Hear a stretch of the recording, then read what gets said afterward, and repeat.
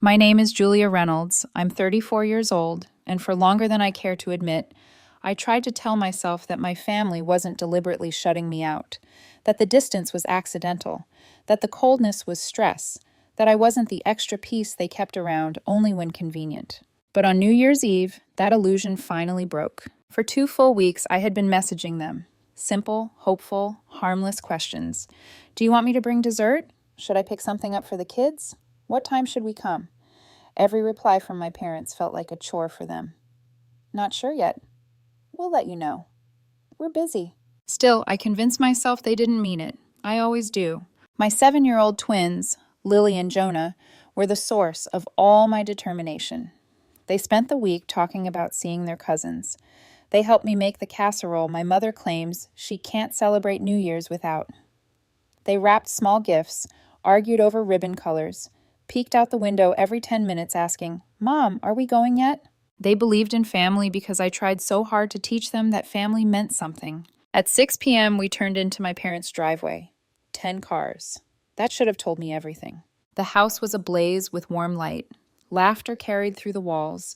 Music vibrated faintly beneath the windows. Someone must have opened another bottle of wine because I could hear the pop and cheers from outside. Inside, it was even worse. Every seat at the long dining table was filled. Neighbors, family friends, my parents, my brothers, and their wives, their kids. Candles flickered. Glasses clinked. People were already mid-meal. They were celebrating without us. I stood at the doorway, holding the casserole, Lily clutching my coat, Jonah hiding slightly behind my hip. Not a single person turned to look. I cleared my throat. "Is there a spot for us at the table?" My father didn't even glance over. He didn't pause eating, didn't blink. He just said, in a tone sharp enough to cut, "Seats are for important people." Someone laughed under their breath. My older brother Mark, always the loudest, always the golden child, leaned against the fireplace, grinning. "Stand and watch like you always do, Julia." Lily's grip tightened. Jonah shrank into himself. I didn't cry, didn't argue, didn't ask why there was room for neighbors, but not his daughter. I walked to the counter, set the casserole down gently beside the untouched dishes, and whispered, "Come on, sweetheart. Let's go." The door closed behind us with a soft, final click. Outside, the night was freezing. Honest, sharp, unlike the forced warmth inside. We ended up at a tired old diner off Route 9. Split vinyl seats, flickering neon sign. A waitress wearing a sparkly New Year's headband brought us menus and chocolate milk for the kids. I let them order waffles with ice cream. They thought they'd won the lottery. They laughed and swung their little legs beneath the booth, completely unaware of the bruise forming behind my ribs. Later, Lily and Jonah fell asleep in the back seat, still holding the gift bags they never got to give. I sat in the parking lot watching the fireworks explode above the highway, bright and distant. I felt absolutely nothing. The next day, around 3 p.m., my phone rang. Mark. I let it ring. He called again and again. On the fourth attempt, I answered. His voice was shaking. "Julia, I need $14,000. Right now. It's life or death." He didn't ask how I was. Didn't ask about the kids. Didn't mention the night before. He launched straight into panic. Something about a collapsed lung, a denied insurance form, the hospital refusing to continue surgery without half the payment up front. He said, "Mom and Dad can't do it. Natalie's cards are maxed. Julia, I'm begging you." I stared at the gray January sky through my windshield. Then I whispered, calm and cold, "Happy New Year, Mark. Ask the important people." And I hung up. 5 minutes later, my mother called. Then Natalie, then my father. My phone buzzed nonstop for hours. For years, I was invisible. On New Year's Eve, I was humiliated. But now they needed money, so suddenly I mattered? Not as a daughter, not as a sister, but as a resource. By the end of the first week, I had over 50 missed calls, a flood of messages filled with panic, guilt, and pressure. One night, I listened to one of Mark's voicemails. He sounded exhausted, desperate. "I know I haven't been the best brother. I know I screwed up.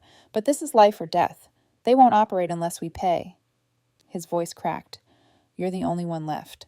His fear shook me, not because he had changed, but because despite everything, a part of me still cared. Then Natalie sent the picture. Mark lying in a hospital bed, tubes in his nose, eyes closed.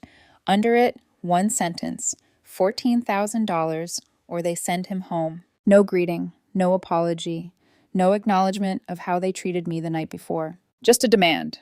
I stared at that photo until the colors blurred. Then I dropped the kids at school the next morning, drove to the bank, and transferred $7,000 half, more than I'd ever spent on anything that wasn't for my children. I called my mother to tell her. She exhaled as if checking off a box. When can you send the rest? No thank you, no relief, just entitlement. Mark called that night. You saved my life, I'll pay you back, I swear. He sounded sincere. I didn't let myself believe it. 2 weeks later, Natalie posted a dramatic Facebook update about Mark's miraculous recovery, filled with hearts and hashtags. Family is everything. Grateful to God. So blessed. My name wasn't mentioned once. I reread it twice, then a third time. Nothing. I was a ghost again, an invisible helper, a necessary but unwanted presence. I tried to convince myself to let it go. Then Natalie messaged again, asking for more money. Just a couple thousand, she wrote, to help with his rehab. That was the moment something inside me hardened. Frozen. Final. Because I finally understood. They never planned to pay me back. Not then, not ever. To them, I wasn't Julia. Not a daughter, not a sister, not a person. Just a wallet. And for the first time in my life, I felt the anger I had buried for decades finally rise. The morning after Natalie asked for just a couple thousand more, I sat at the kitchen table staring at her message, my coffee going cold. The twins were getting ready for school. Lily humming softly while brushing her hair, Jonah trying to tie his shoes without asking for help. Their small, everyday noises kept me grounded, kept me from drowning in the pressure that was now tightening around my chest. For a moment, I closed my eyes and breathed slowly, reminding myself that the people who treated me like an afterthought had no right to demand anything from me. But years of conditioning don't disappear overnight. Somewhere inside me, the old instinct whispered, "Do it anyway. They'll be mad if you don't." Then another voice, clearer this time, answered back. They were already mad when you showed up at the door. They were already cruel long before money was involved. I drove the twins to school, waved as they ran toward the entrance, and then sat in the car for a few minutes. I needed to think, to breathe, to reclaim something inside myself. When I got home, the house felt too quiet. My phone buzzed. Mark. I wasn't ready, but I picked up anyway. He didn't sound grateful. He didn't even sound worried anymore. He sounded angry. "Julia, what is this I'm hearing from Natalie? You said no." His voice was sharp in a way that made the hairs on my arms lift. I kept my tone calm. "I already sent $7,000. That's more than enough." "It's not enough," he snapped. "You know how expensive this is. I'm recovering. I can't work. We have bills stacked from here to the ceiling." "That isn't my responsibility." "It should be," he shot back. "Family steps up. You owe us after everything we've done for you." That stopped me cold. "What exactly have you done for me, Mark?" Silence, then anger. "Don't play dumb. If I hadn't stepped in years ago, things could have gotten a lot worse for you." I blinked. "What are you even talking about?" He didn't answer directly, because there was nothing to answer. It was just another manipulation, another invented moral debt. "I'm asking for a small amount," he said, voice low, "and you're being dramatic again. This is exactly why no one wants to deal with you." Something in me snapped, but it wasn't loud. It was quiet, resolute. "You won't see another cent," I said. He sputtered, "Julia!" I hung up. The silence afterward felt heavier than his shouting. I thought that would be the end of it. But in my family, silence is never the end. Silence is the inhale before the next blow. By noon, my mother texted, "Mom, I heard what happened. You refused again. We're all struggling, Julia. Maybe think of someone other than yourself." That word, selfish. It was their favorite tool. Selfish, for spending years raising twins alone. Selfish, for working 2 jobs. Selfish, for being humiliated at their table and still sending money for a surgery they refused to fund. Selfish. My jaw clenched. 2 days later, when the doorbell rang, I assumed it was a package. I didn't expect to see Natalie through the peephole, dressed nicely, holding a box of bakery cookies like she was auditioning for a commercial. Against my better judgment, I opened the door halfway. "Julia," she said brightly, as if we were old friends. "Can we talk?" "No," I replied simply. She blinked. The forced smile didn't fully disappear, just twitched. "I understand things got tense, but we really are in a desperate place right now, and Mark, I'm not giving you more money." Her breath caught. "Can you at least listen? We're drowning. You're doing well. You have the ability to help. I don't understand why you're punishing us." Punishing them. For the first time, I really looked at her. perfect eyeliner, fresh blowout, a manicure I knew wasn't cheap. Meanwhile, I had worn the same pair of 6-year-old sneakers that morning, dropping the kids off at school. I didn't respond. Natalie opened the cookie box like it was an offering. I brought these so we could talk calmly. I slowly, very slowly, closed the door in her face. Her voice pushed through the crack right before it shut. "This isn't over, Julia." Oh, but it was. She just didn't know it yet. 2 mornings later, Mark called again, not asking, demanding. "You're heartless," he said. "If I die because you wouldn't help." "That's enough," I cut in. "We both know that's not what this is."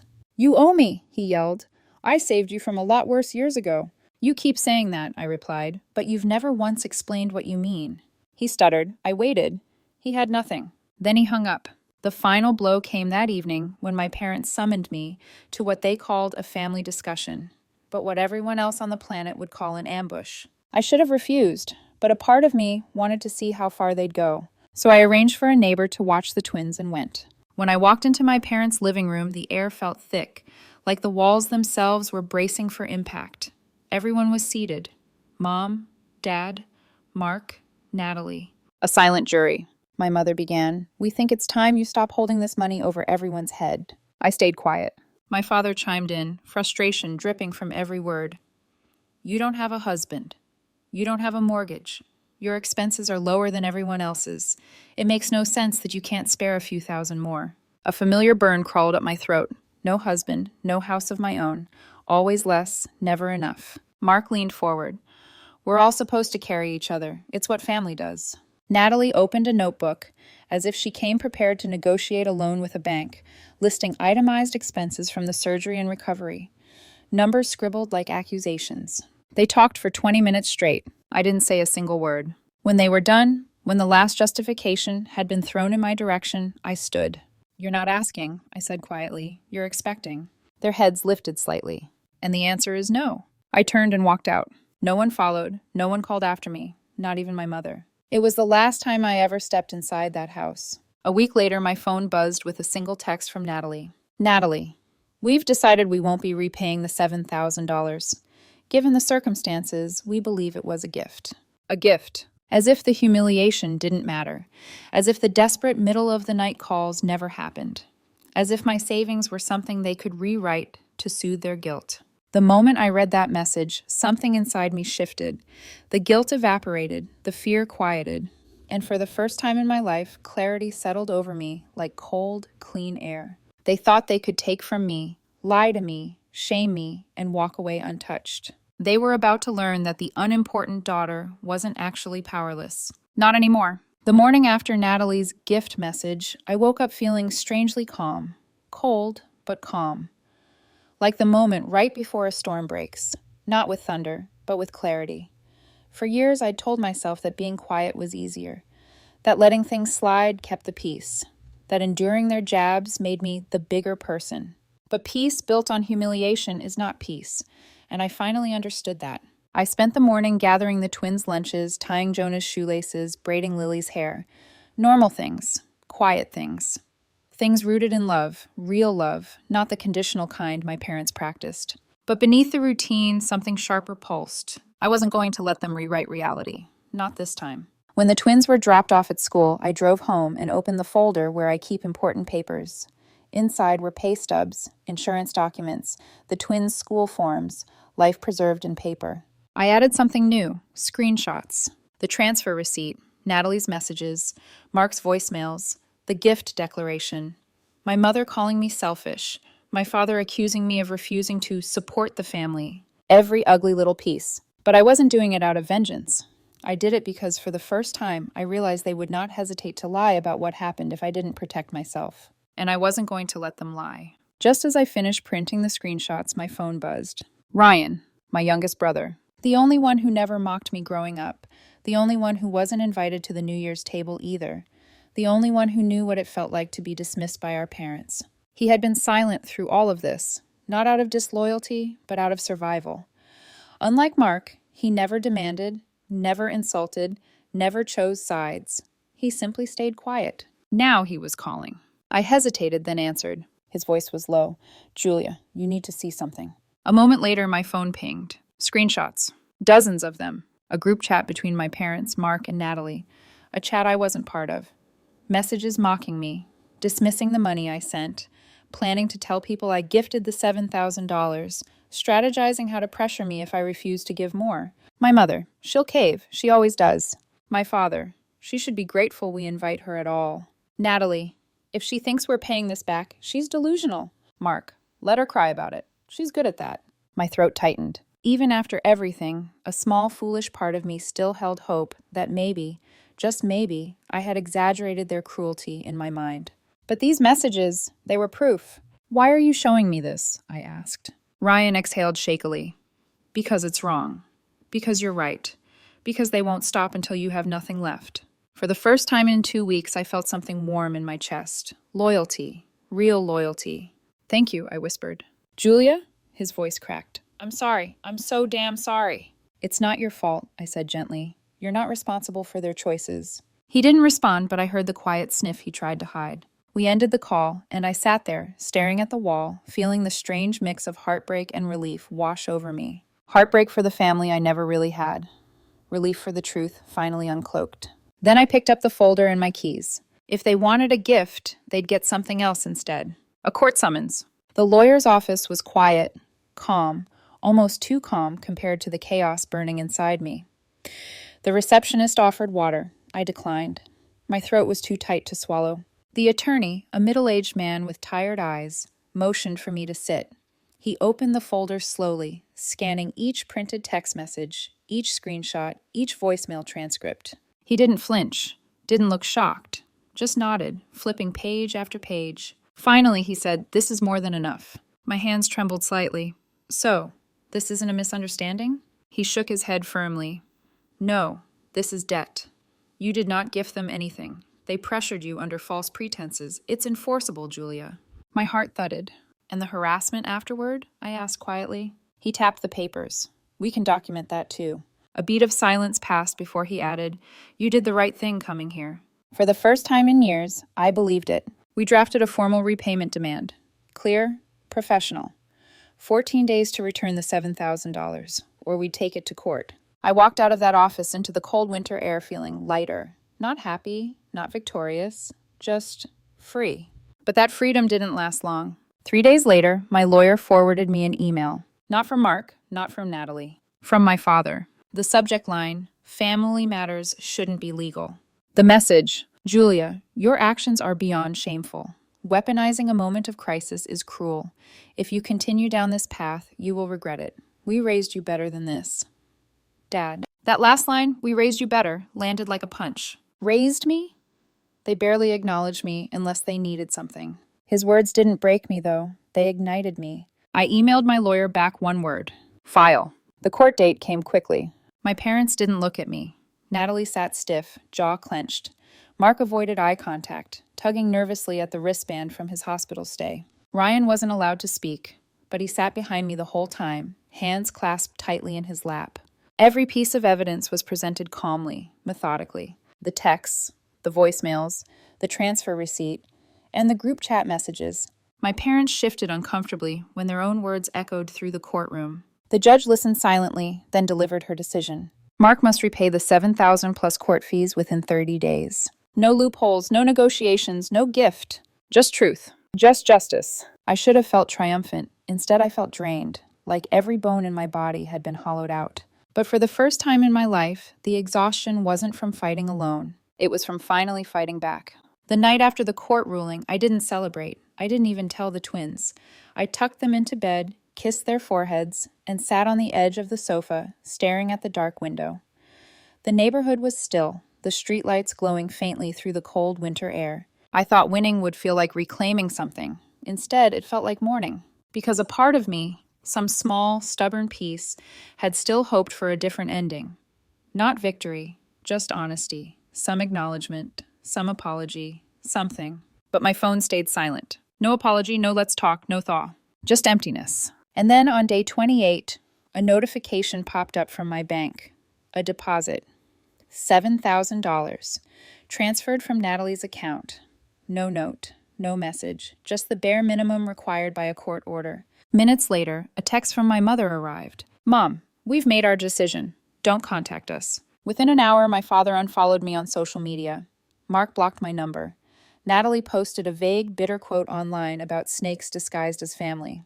And that was that. My entire family cut me out like I was the toxin. But this time, the silence didn't hurt. It felt like a door closing in a house that was already empty, a place I had been haunting more than living in. Days passed quietly, peacefully. For once, the quiet was something I welcomed. No phone buzzing, no guilt-laced messages, no sudden emergencies that were my responsibility. Just calm. Lily stopped asking why Grandma never called. Jonah stopped asking when they'd see their cousins again. Kids have a way of sensing when something is done, even if they don't know the details. But with the stillness came another realization. I didn't have a family anymore, not the one I was born into, at least. I only had the one I was building. And that started with moving forward. A month later, I signed a lease on a new apartment. Nothing extravagant, but safe and bright, with enough room for the twins to have their own spaces. The walls were freshly painted, the kitchen counters clean, the backyard small, but perfect for the kids to play. On moving day, while Lily and Jonah explored their new bedrooms, I stood alone in the empty living room, breathing in the scent of fresh paint and possibility. There was a knock on the door. When I opened it, Ryan stood there with 2 pizzas stacked in his hands and a sheepish smile. "You didn't think I'd let you do this alone, did you?" I didn't, but I had been afraid to hope. He came in, kicked off his shoes, and immediately began assembling furniture with the twins. He lifted heavy boxes, hung shelves, tightened screws, not because he felt obligated, but because he genuinely wanted to help. When the last bookshelf was in place, he wiped sweat off his forehead and said, "You know, it's quieter without them." I nodded. Too quiet sometimes. Ryan leaned against the doorframe. "Julia, you didn't break the family." My throat tightened. "It feels like I did." "No," he said softly. "You broke the cycle. There's a difference." His words settled over me gently, like warm air after a long winter. The weeks that followed felt like healing in motion. Caleb, my boyfriend, came over more often. He didn't push, didn't dig for details, didn't pressure me into talking when I wasn't ready.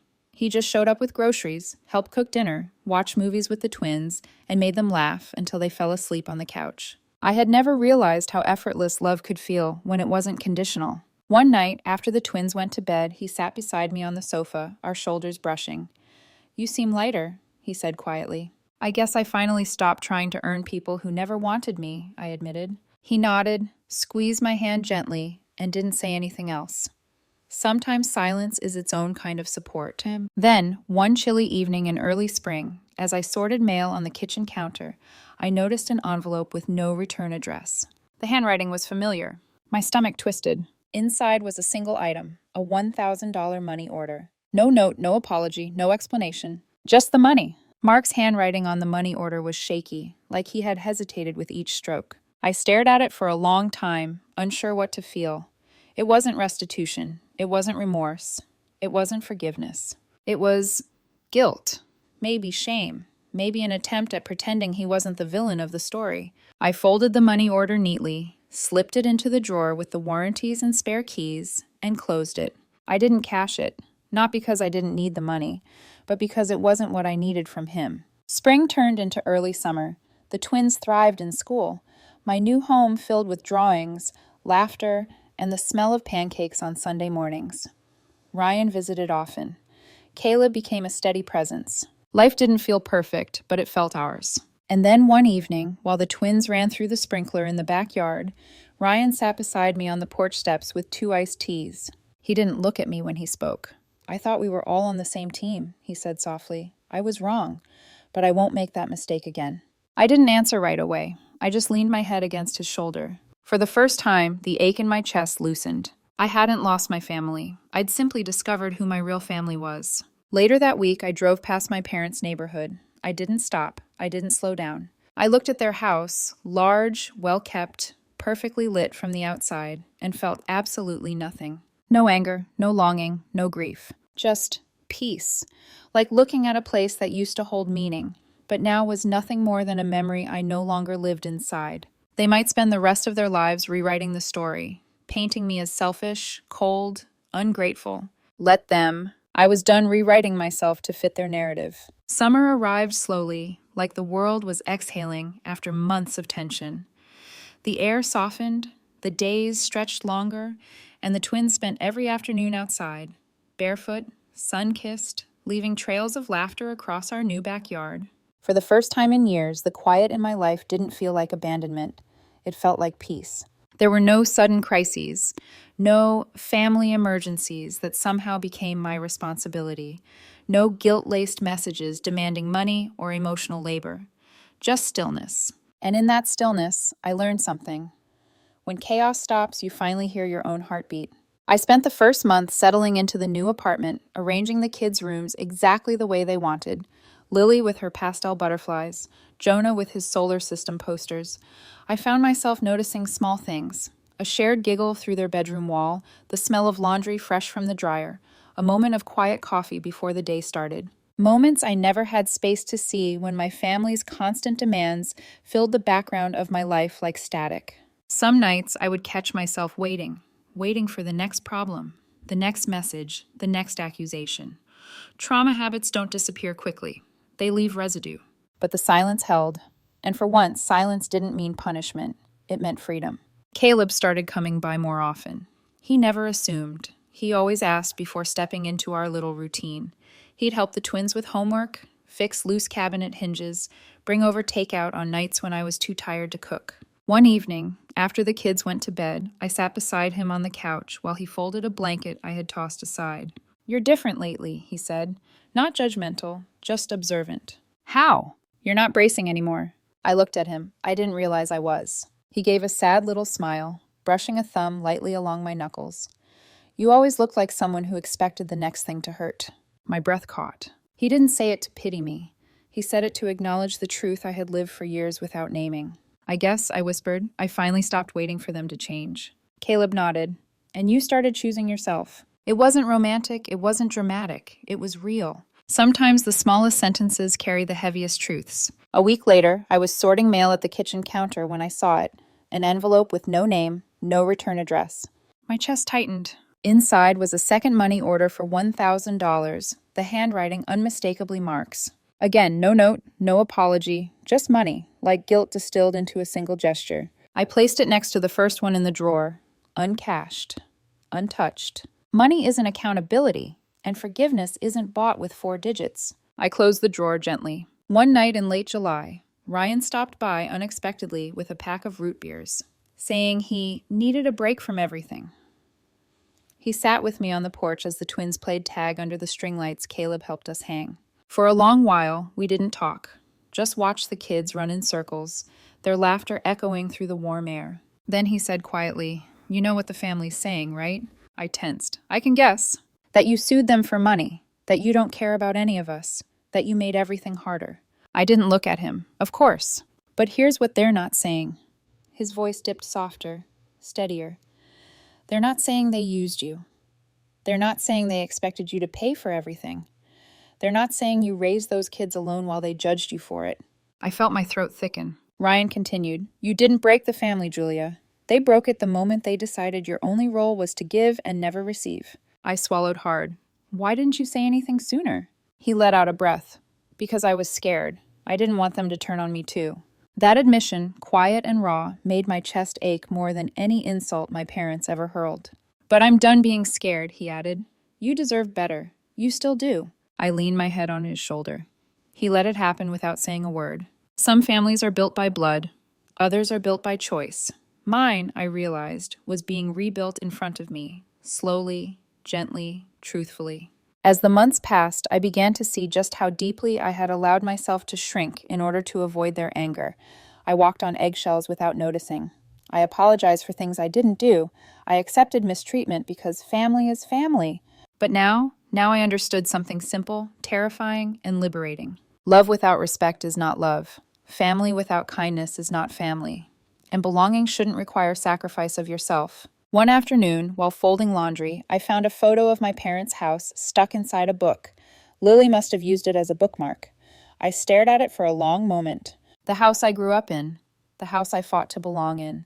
The house I walked out of for the last time under a storm of accusations. I waited for the ache, the guilt, the longing.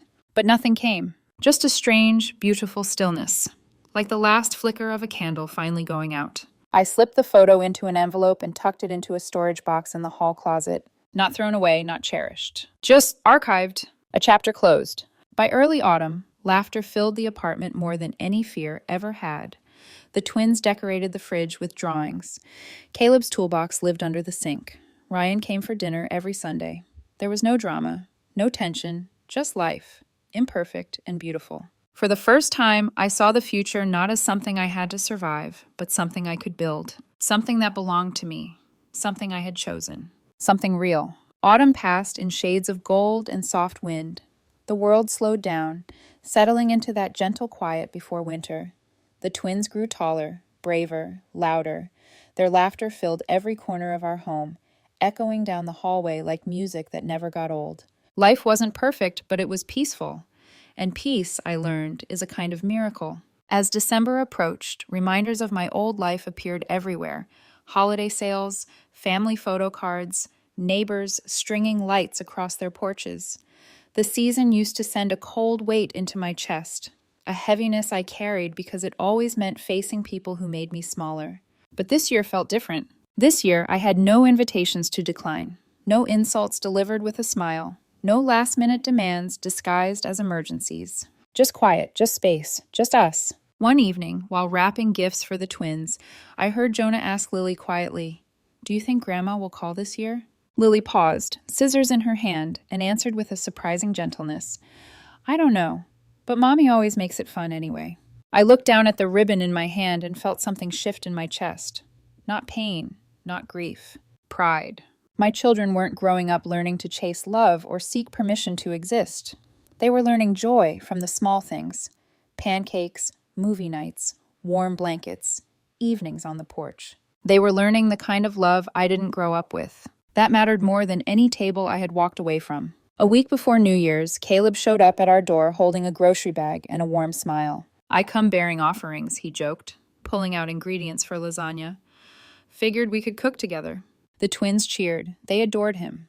Not because he tried hard, but because he didn't try too hard. He just showed up and was kind, consistent, real. Later, while the lasagna baked, he stood beside me at the counter, brushing his hand against mine, a quiet, steady gesture. "You're glowing," he said softly. I laughed. "I think it's just the oven."